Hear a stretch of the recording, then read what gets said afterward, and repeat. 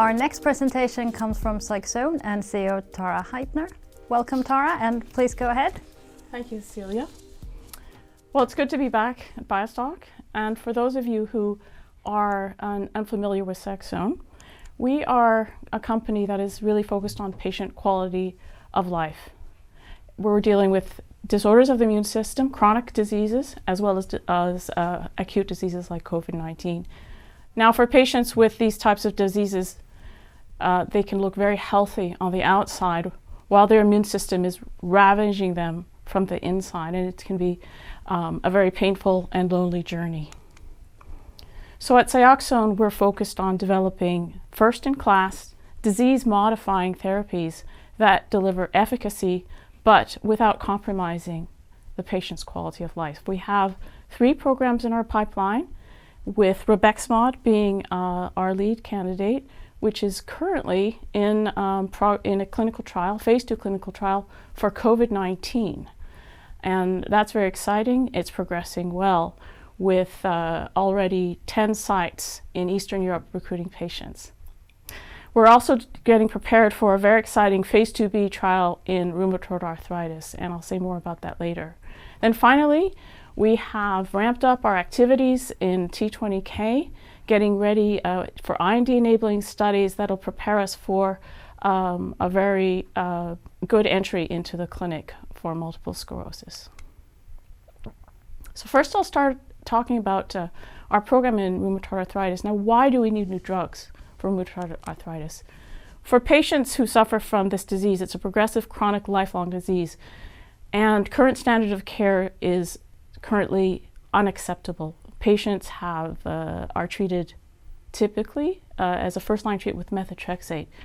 And while this is a drug that works, it only works in about 70% of patients. 33% of patients typically don't respond to the drug, and 25% of patients don't tolerate it well, so it causes severe gastrointestinal problems.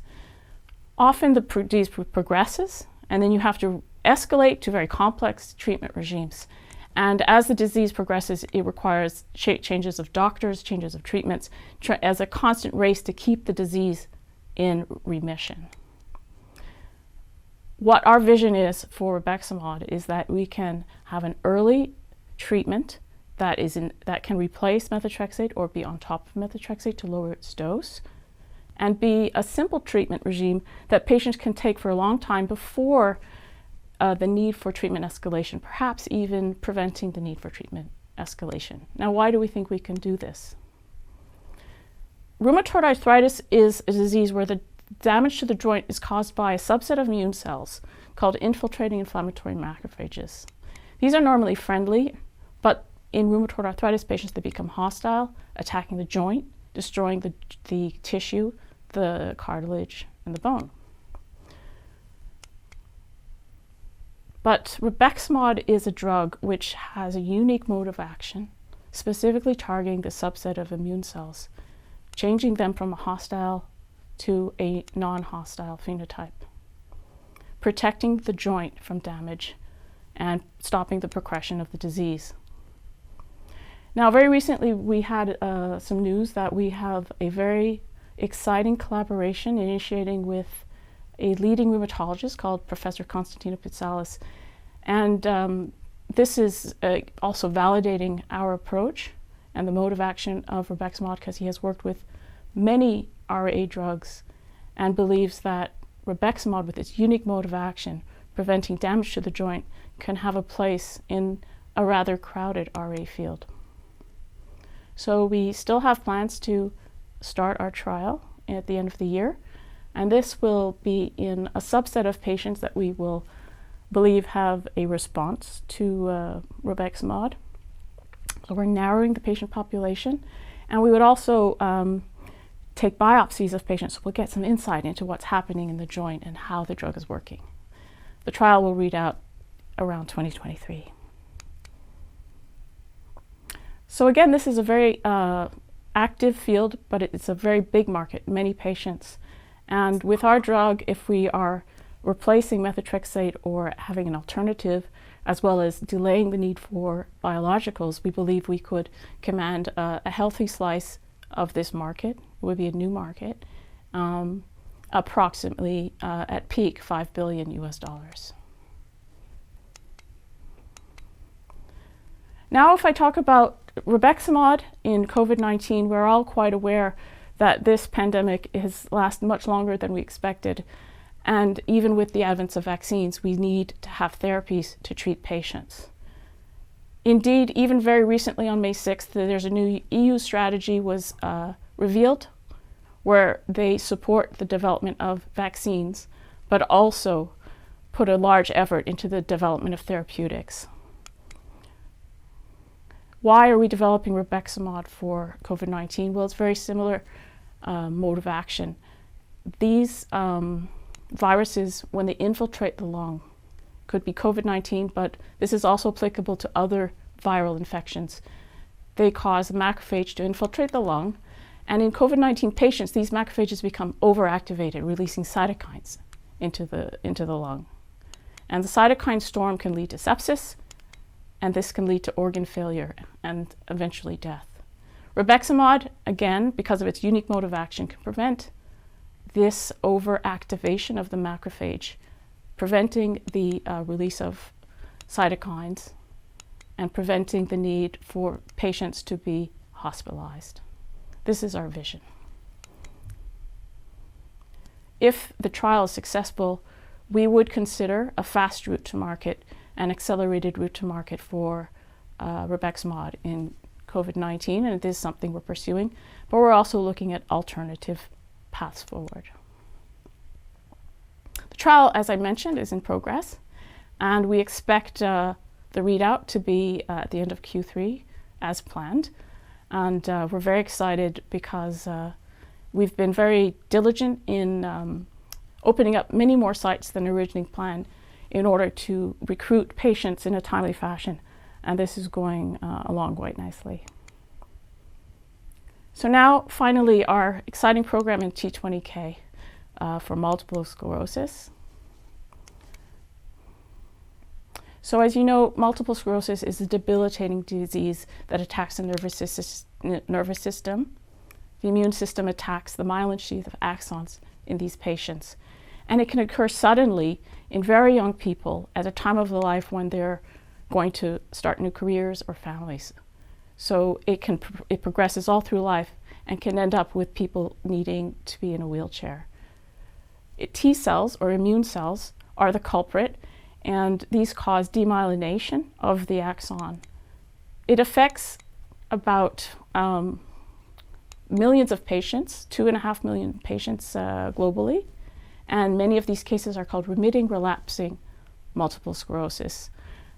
The symptoms are varied, and people can have cognitive problems, tingling in the extremities, suddenly falling down, or sudden blindness. Right now, the treatments that are available can slow the disease sometimes, but it doesn't work across all patient populations, and there are serious side effects. So patients are demanding better solutions. T20K is a drug which has been shown in animal models of multiple sclerosis to halt the disease progression when applied at an early stage. It actually acts on the immune cells by reducing the cytokines IL-2 and the expression of IL-2 receptor on immune cells. And this is a target or a cytokine that is very well known to be responsible for the progression of multiple sclerosis. So we are currently moving forward with our preclinical IND-enabling studies, and we have initiated studies on biomarkers, and this will have the effect of making our clinical trials more predictable and simpler. We're also looking at alternative administration forms, and this will give us more options going forward and lower the risk of the clinical trial, give us more chances on goal. Again, multiple sclerosis is a large market, and with T20K, it's a novel mode of action. It can command its own market with the opportunity for over $5 billion in sales at peak.